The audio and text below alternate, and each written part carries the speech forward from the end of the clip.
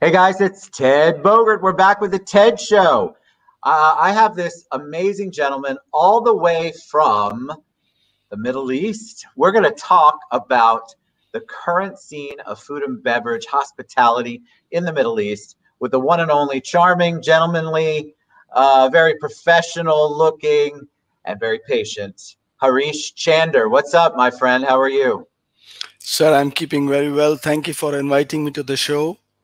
It's a I'm pleasure. excited to have you. I am fascinated. I have never been to the Middle East. I've always wanted to go to Dubai. Of course, I'd love to go to Egypt. There's lots of places there. So when this came up and I saw all of the good things that you're doing in the hospitality scene over there, I thought you would be fascinating, even if it's only just for me, Harish. I would love to learn more. So welcome. Let's take a deep dive. But before we do that, tell us a little bit about you. Tell us about your journey, who you are, where you're from. Fantastic. My name is Harish Chander. I was born in India, and it was long back when I left my own country. It was some time back, someone who worked with me in my past experiences. Once he returned back to India and he said, Harish, do you want to go to the Gulf? I had no idea where the Gulf is. I had no idea what the name of the countries are. Where is this place location? I have no idea. But since I was in very good rapport with the gentleman, and I think during his time he had kept some eye on me, and whenever his time came for recruitment, when he returned back, he said to me, I'm ready, I'm hiring, would you like to go? I said yes. I had no idea which country this is, but I say, when this gentleman is working over there and he's wanting to hire me, so let us take a chance. So that was the day, and I never looked back. I did not go back to India for work anymore, and it's almost about 25 years plus. I have seen almost every city, and I worked mainly into three areas, which is like Bahrain, Oman, and now in UAE. Sorry. So tell me about why hospitality. Why? I think a lot of people have heard about Dubai specifically, right? That seems to be, if you're in my shoes, what the Middle East, sort of like a bigger city kind of Middle East. I think of something in Dubai. I think of the big buildings. I think of the tallest structures. I think of the amazing infrastructure that's been built over there. But I know nothing about it. I just see pictures, and I'm so enamored with the way that things are done and the way that it appears service is top notch, number one, most important thing. So tell us a little bit about the food and beverage scene over there. Fantastic, fantastic. Dubai is very vibrant city. I call it the city that never sleeps. That's right, because it's, guys, remember, it's after 9 o'clock p.m. Where Harish is. It's another life. I cannot explain in words, what happens in Dubai after 9 until 4 in the morning. All the hotels, the nightclubs, the bar, the joints are damn busy. You have the finest of talent around the world, which is living and working in Dubai. And the reason Dubai is like this today is because of the leadership that it has. Leadership is very futuristic and no compromise all the time. They want to be number one. Every single thing, what they touch, what they think, what they want to achieve, number one, and number one. And every day, every 2 weeks, you hear the top man of the country, the Vice President Sheikh Mohammed, comes and he announces X, Y, Z. But it's unbelievable the progress which has been made from the short distance of time. The history of UAE starting from 1971 up till now. What they have achieved is remarkable. If you see the roads, the infrastructure, the airport, the hotels, the city life, and the law and order is absolutely fantastic. It's known as a very safe place. It's also known as a playground of the people who have little more than a dime in their pocket. I understand your words. I know what you're saying. It's known as a city that I'm from America, so it's known as a city that people like to go travel to and visit, and are so impressed with the cleanliness and the offerings and the amount of entertainment options, the shopping, the food.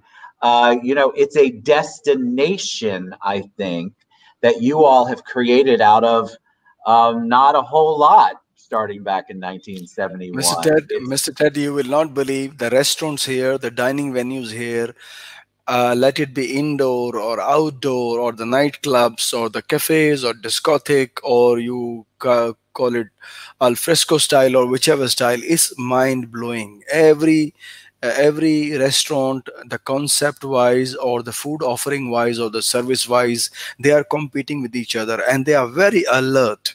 Social media is very alert. They do a lot of adverts. They tell people what is the offering, what's new, why me, and why you should visit me.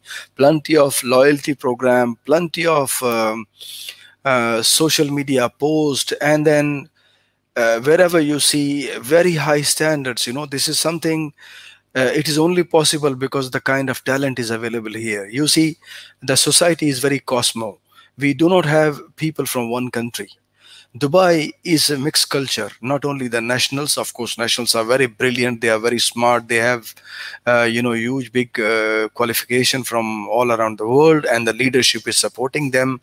But what they have done, they have hired very finest brains all around the world. The finest hotels, the discotheque, food chains, or malls, and so on, so are run by very best people on this globe. They are highly paid, but again, why they are highly paid? Because they are very talented, and they are able to deliver what others cannot. Otherwise, they will not be on the seat. The creativity, I think, is Is very what high. always, it's amazing there. I think that's one of the words I would describe Dubai, the creativity as far as the experience that you all deliver. I haven't been, I have wanted to go, so I'm talking from somebody who's wishful about going, but I have done enough research. No, It just, if there is something that you can dream that you can have in Dubai, they're going to figure out a way, and it makes sense to make it happen. Like, I think I saw inside slopes or an inside water park, and the hotels are gorgeous, and the shopping is amazing, and the food scene is just amazing. And so I think that people don't know enough about it, but they're intrigued. Mr. Ted, you will not believe, if you go to the mall, example, Mall of Emirates or Dubai Mall and so on. So, but every time anything which is like this is made, prepared, and okay, public is using it, every year and a half or two, you hear another announcement overtaking the previous one.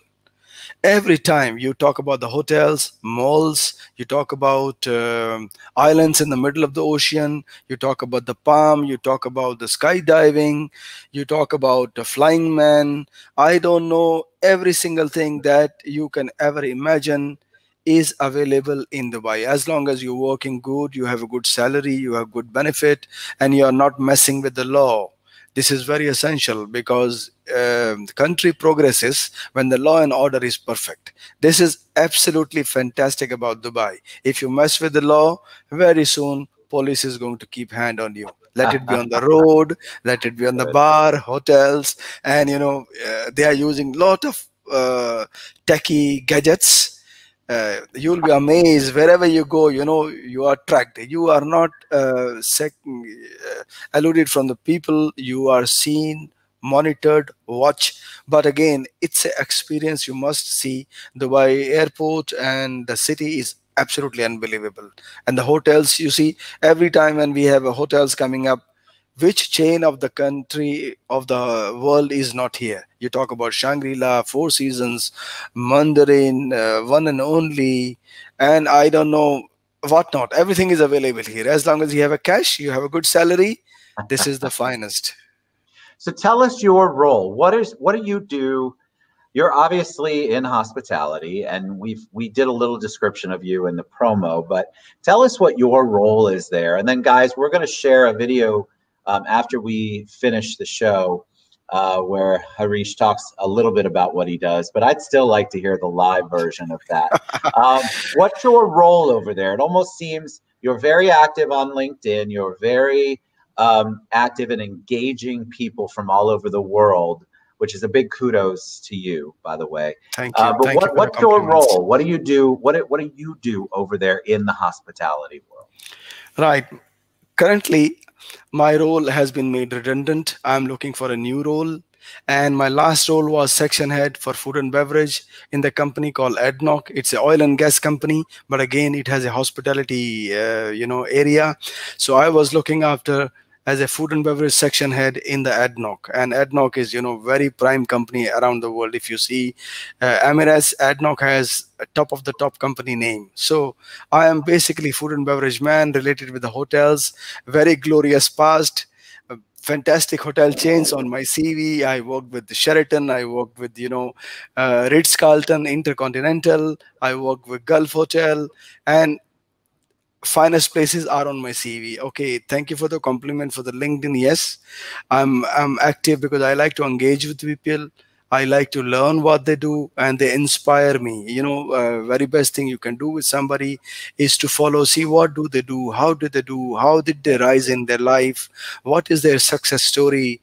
And I'm sure they did not become successful overnight. They had very tough times, they had challenging times. So what did they do actually? So when you're engaging with them, especially in their post, or what is their previous role, or what is their recent achievements, so I engage with them. Now my followers are almost about 76,000 plus. Connections are Wow. 24,000 plus. And recently I got engaged in recruitment.